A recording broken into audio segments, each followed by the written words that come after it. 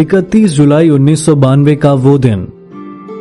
सुबह के समय थाई एयरवेज इंटरनेशनल की फ्लाइट 311 उड़ान भरने के लिए तैयार होती है। इस फ्लाइट को बैंकॉक थाईलैंड के डॉन मोंग इंटरनेशनल एयरपोर्ट से काठमांडू नेपाल के त्रिभुवन इंटरनेशनल एयरपोर्ट पर पहुंचना था, जो कि एक 3 घंटे की जर्नी थी। इस फ्लाइट में एयरबस A310-304 विमान का इस्तेमाल किया जा रहा था, जो उस समय एक सेफ और मॉडर्न एयरक्राफ्ट माना जाता था। दरअसल फ्लाइट 311 से पहले ये विमान 9 साल सर्विस में रह चुका था और किसी भी गंभीर हादसे का शिकार नहीं बना था। यहां तक कि जो पर्टिकुलर एयरक्राफ्ट इस फ्लाइट में यूज होने वाला था, वो भी सिर्फ 4 साल ही पुराना था और उसका रिकॉर्ड भी एकदम साफ था। इस प्लेन में एडवांस्ड ऑटो पायलट से लेकर लेटेस्ट नेविगेशन सिस्टम तक वो सब कुछ था जो 90s के दौर में आधुनिक माना जाता था। खैर, एयरपोर्ट पर सारी फॉर्मेलिटीज होने के साथ ही प्लेन में 99 पैसेंजर्स और 14 क्रू मेंबर्स सवार होते हैं।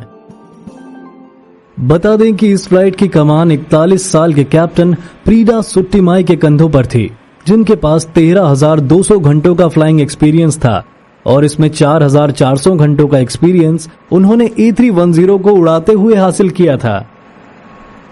कैप्टन के साथ कॉकपिट में 52 साल के फुनथाट बुनिये एज अ को पायलट मौजूद थे, जो उस समय 14,600 घंटों का फ्लाइंग एक्सपीरियंस रखते थे और उन्होंने A310 विमान को उड़ाते हुए 4,200 घंटों का एक्सपीरियंस हासिल किया हुआ था। अब ऑन पेपर तो हमें दोनों पायलट्स में कोई कमी नजर नहीं आ रही है, लेकिन पर्दे के पीछे की कहानी कुछ और ही थी। दरअसल कैप्टन प्रीडा सुट्टीमाई पर कई बार यह आरोप लग चुका था कि वो एयरलाइन के टॉप ऑफिशियल्स की मदद से और समय से पहले प्रमोट किए जाने की वजह से कैप्टन बने हैं, जबकि फुनथाट बुनिये के करियर पर नॉट कैप्टन मटेरियल का ठप्पा लगा हुआ था। बहरहाल सारी फॉर्मेलिटीज पूरी होने और सभी पैसेंजर्स के बोर्ड होने के बाद फ्लाइट 311 सुबह 10:30 बजे टेक ऑफ कर जाती है।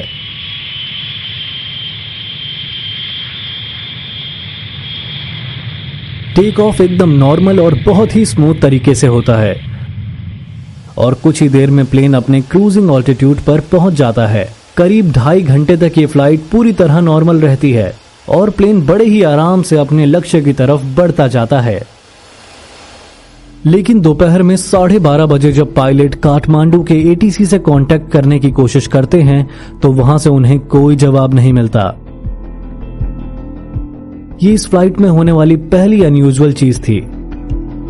हालांकि पायलट इसे इतना सीरियसली नहीं लेते, क्योंकि नेपाल में ऐसा होना कोई नई बात नहीं थी। दरअसल काठमांडू एक ऐसा शहर है जो दुनिया की सबसे बड़ी और ऊंची पर्वत श्रृंखला हिमालय से घिरा हुआ है।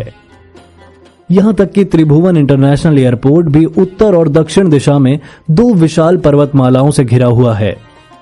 उत्तर की दिशा में इन पर्वतों की ऊंचाई 26,000 फीट तक है, जबकि दक्षिण में ये 9,000 फीट तक ऊंचे हैं। यही वजह है कि त्रिभुवन इंटरनेशनल एयरपोर्ट पर जाने वाले ज्यादातर बड़े प्लेन दक्षिण की दिशा में जाते हैं, जहां पर्वत ज्यादा ऊंचे नहीं हैं। मगर फिर भी इस एयरपोर्ट पर लैंड करना एक बहुत बड़ा चैलेंज माना जाता है, क्योंकि इसका रनवे उत्तर से दक्षिण दिशा की तरफ बना हुआ है। यानी लैंड करने के लिए पायलट को ऊंचे ऊंचे पर्वतों के ऊपर से गुजरने के बाद तेजी से प्लेन को नीचे लाना पड़ता है। इन पर्वतों की वजह से कई बार प्लेन और ATC के बीच रेडियो कम्युनिकेशन स्थापित करना बहुत मुश्किल हो जाता है और यही चीज इस समय 311 के पायलट फेस कर रहे थे। सोने पे सुहागा ये था कि त्रिभुवन इंटरनेशनल एयरपोर्ट पर उस समय रेडार भी नहीं था, यानी कंट्रोलर्स को प्लेन की एग्जैक्ट पोजीशन का अंदाजा लगाने के लिए पायलट से मिलने वाली पोजीशन रिपोर्ट्स पर ही रिलाय करना पड़ता था। इस सब के अलावा ये समय नेपाल के मॉनसून सीजन का पीक था, जिसकी वजह से हर जगह तेज बारिश हो रही थी और कॉकपिट से घने बादलों के अलावा और कुछ दिखाई नहीं दे रहा था। कुछ देर कोशिश करने के बाद आखिरकार पायलट ATC से कांटेक्ट करने में कामयाब हो जाते हैं और उन्हें सिएरा VOR सर्कलिंग अप्रोच के जरिए लैंडिंग करने का क्लियरेंस मिल जाता है। लेकिन कैप्टन इस क्लियरेंस से बिल्कुल खुश नहीं होते। Roger Okay, it's raining over the field. असल में सिएरा VOR सर्कुलिंग अप्रोच का मतलब ये था कि प्लेन को एयरपोर्ट का एक चक्कर लगाकर उत्तर दिशा से रनवे 20 पर लैंड करना था। मगर खराब मौसम और पुअर विजिबिलिटी की वजह से कैप्टन इस अप्रोच के साथ आगे बढ़ने में बिल्कुल खुश नहीं थे। यहां तक कि वो एटीसी से अपने ऑल्टरनेट एयरपोर्ट जो कोलकाता में था वहां पर लैंड करने के लिए फ्यूल की रिक्वायरमेंट कैलकुलेट करने को भी कहते हैं। लेकिन इससे पहले कि पायलट्स को इसकी जानकारी मिल पाए, एटीसी की तरफ से हवा का रुख बदल जाने का अपडेट मिलता है और इस नई अपडेट के साथ उन्हें स्ट्रेट इन सियरा अप्रोच के साथ रनवे 02 पर लैंड करने का क्लियरेंस मिल जाता है। लैंडिंग की यह अप्रोच काफी सिंपल थी। इसमें पायलट को पहले अपना प्लेन रोमियो नाम के एक वे पॉइंट पर ले जाना था जो दक्षिण की दिशा में रनवे से 75 किलोमीटर दूर था और उसके बाद पर्वतों को पार करके उन्हें अपना ऑल्टीट्यूड कम करते हुए एक बिल्कुल सीधी लाइन में रनवे की तरफ बढ़ना था। इसी पाथ को फॉलो करते हुए बहुत ही सावधानी से रोमियो वे पॉइंट पर पहुंचने के बाद प्लेन को रनवे की तरफ अलाइन करके पायलट्स फ्लैप्स को लो करना स्टार्ट करते हैं। इस अप्रोच में उन्हें फुल फ्लैप्स की जरूरत थी ताकि नीचे आते हुए प्लेन की स्पीड पर काबू रखा जा सके। लेकिन जैसे ही वो फ्लैप्स को लो करते हैं तो फ्लैप्स एक पॉइंट पर आकर अटक जाते हैं। अब बिना फ्लैप्स के इस एयरपोर्ट पर लैंड करना इम्पॉसिबल था। पायलट्स इस प्रॉब्लम के बारे में तुरंत ही एटीसी को बताते हैं और साथ ही कोलकाता के लिए डाइवर्जन की भी मांग करते हैं।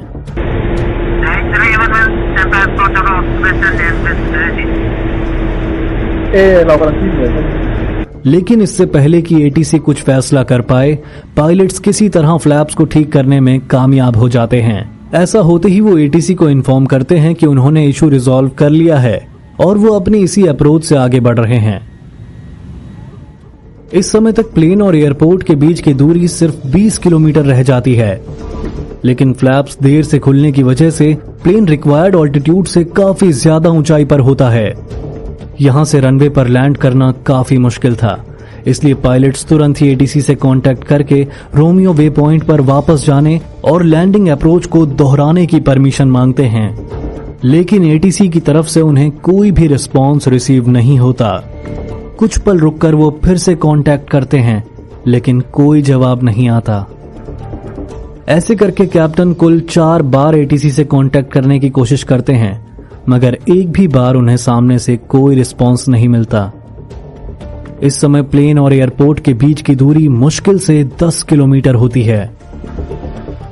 मामला हाथ से निकलता देख कैप्टन बिना एटीसी की मदद से खुद ही प्लेन को वापस रोमियो वे पॉइंट पर ले जाने का फैसला करते हैं। यहां गौर करने वाली बात यह भी है कि इस फ्लाइट को उड़ाने से लेकर एटीसी से बात करने तक का सारा काम कैप्टन खुद कर रहे थे, जबकि एविएशन नियमों के अनुसार हर फ्लाइट में एक पायलट की जिम्मेदारी प्लेन को उड़ाना होता है, जिसे पायलट फ्लाइंग कहा जाता है, और दूसरा पायलट एटीसी से बात करने और चेकलिस्ट वगैरह रीड करने जैसे काम करता है, जिसकी डेजिग्नेशन को पायलट नॉट फ्लाइंग नाम दिया जाता है। यह नियम सेफ्टी को ध्यान में रखकर बनाया गया है ताकि सिर्फ एक पायलट पर काम का ओवरलोड ना हो और वो वर्कलोड के चलते कोई गलत फैसला ना कर बैठे। लेकिन फ्लाइट 311 में इस नियम को ताक पर रखकर कैप्टन ने सारा काम अपने कंधों पर लिया हुआ था। अब वापस रोमियो वे पॉइंट जाने के लिए कैप्टन हेडिंग सिलेक्ट नॉब का इस्तेमाल करके प्लेन को राइट साइड की तरफ घुमा देते हैं और साथ ही फर्स्ट ऑफिसर से फ्लाइट मैनेजमेंट कंप्यूटर पर रोमियो वे पॉइंट को लोकेट करने के लिए कहते हैं। क्योंकि प्लेन से बाहर देखने पर घने बादलों के अलावा उन्हें कुछ भी नजर नहीं आ रहा था, प्लेन को टर्न कराने के साथ ही वो इसका ऑल्टीट्यूड बढ़ाना भी स्टार्ट कर देते हैं। लेकिन इसी बीच एटीसी से उनकी बात होती है, जो उन्हें प्लेन का ऑल्टीट्यूड वापस घटाने के लिए कहता है, क्योंकि उसी समय 18,000 फीट की ऊंचाई पर एक दूसरा प्लेन वहां से गुजरने वाला था। इतना सुनते ही कैप्टन अपने प्लेन का ऑल्टीट्यूड वापस कम करना शुरू कर देते हैं। इस समय कॉकपिट में बहुत कुछ चल रहा होता है। एक तरफ कैप्टन प्लेन के ऑल्टीट्यूड को घटाने, बढ़ाने और एटीसी से बात करने में बिजी होते हैं, साथ ही उन्हें पास से गुजर रहे दूसरे प्लेन की भी फिक्र होती है। और दूसरी तरफ first officer Romeo way point को खोजने में व्यस्त होते हैं। इस सब के बीच दोनों पायलट ये पूरी तरह भूल जाते हैं प्लेन अभी भी राइट साइड की तरफ मुड़ रहा है। दरअसल रोमियो वे पॉइंट पकड़ने के लिए इन्हें प्लेन को 180 डिग्री घुमाना था, लेकिन इस भूल के कारण प्लेन पूरा 360 डिग्री घूम जाता है। दोनों पायलट इस बात से पूरी तरह अनजान होते हैं कि उनका प्लेन दुनिया की सबसे बड़ी पर्वत श्रृंखला हिमालय की तरफ बढ़ रहा है, क्योंकि कॉकपिट से बाहर घने बादलों के अलावा उन्हें कुछ दिखाई नहीं देता। इसी बीच प्लेन के फ्लाइट मैनेजमेंट सिस्टम की नेविगेशन डिस्प्ले उन्हें दिखाती है कि रोमियो वे पॉइंट उनके सामने नहीं बल्कि पीछे है। इसे देखकर दोनों पायलट चौंक जाते हैं, क्योंकि अपने मन में उन्हें यह लग रहा था कि वो दक्षिण की तरफ आगे बढ़ रहे हैं और रोमियो वे पॉइंट उनके सामने है। इसके बाद पूरे 6 मिनट का समय दोनों पायलट नेविगेशन डिस्प्ले के इस एरर को समझने में बिता देते हैं, जो सही मायनों में कोई एरर था ही नहीं। इन 6 मिनट में प्लेन हिमालय की तरफ गलत दिशा में तकरीबन 50 किलोमीटर की दूरी तय कर लेता है। इसी बीच एयर ट्रैफिक कंट्रोलर कैप्टन से उनकी लोकेशन पूछता है, जिसके जवाब में कैप्टन बताते हैं कि वो एयरपोर्ट से 5 मील की दूरी पर हैं। ये सुनकर कंट्रोलर हैरान रह जाता है, क्योंकि अभी कुछ मिनटों पहले ही प्लेन रोमियो वे पॉइंट की तरफ निकला था, जिसके हिसाब से उसे एयरपोर्ट से कम 50 किलोमीटर दूर होना चाहिए था। ये एक बहुत बड़ा साइन था, जिससे कैप्टन को समझ जाना चाहिए था कि वो गलत दिशा में आगे बढ़ रहे हैं, लेकिन वो इस पर ध्यान तक नहीं देते। कुछ ही देर में फर्स्ट ऑफिसर का ध्यान नेविगेशन डिस्प्ले पर जाता है, जो ये दिखा रही थी कि प्लेन उत्तर दिशा में आगे बढ़ रहा है। ये देखते ही फर्स्ट ऑफिसर कैप्टन से डरते हुए पूछते हैं कि हम उत्तर दिशा में आगे बढ़ रहे हैं ना? कैप्टन के टेम्परामेंट को देखते हुए फर्स्ट ऑफिसर ने सवाल बहुत ही आराम से बिना कोई जोर दिए पूछा था, क्योंकि उन्हें डर था कि कहीं कैप्टन उन्हें डांट ना दें। और उनके इसी बिना जोर दिए पूछने की वजह से कैप्टन उनकी बात पर ध्यान भी नहीं देते, जो कि उन्हें प्लेन की करंट पोजीशन समझाने का सबसे बड़ा साइन था। कुछ ही पलों के बाद प्लेन का ग्राउंड प्रॉक्सिमिटी अलार्म बजने लगता है, क्योंकि प्लेन अब पर्वतों के बहुत करीब उड़ रहा था।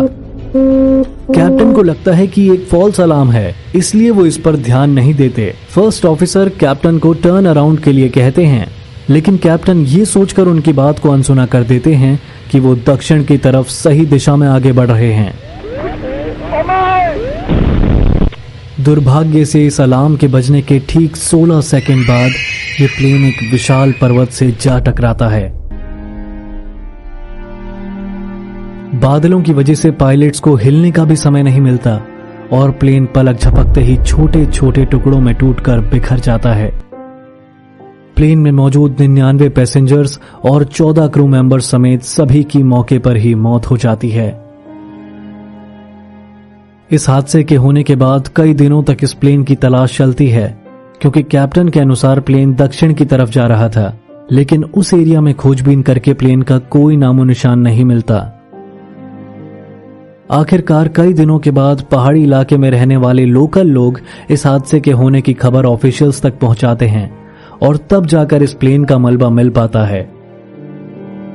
कॉकपिट वॉइस रिकॉर्डर को सुनने के बाद इन्वेस्टिगेटर इस नतीजे पर पहुंचते हैं कि लॉस ऑफ सिचुएशनल अवेयरनेस इस हादसे के होने की सबसे अहम वजह थी।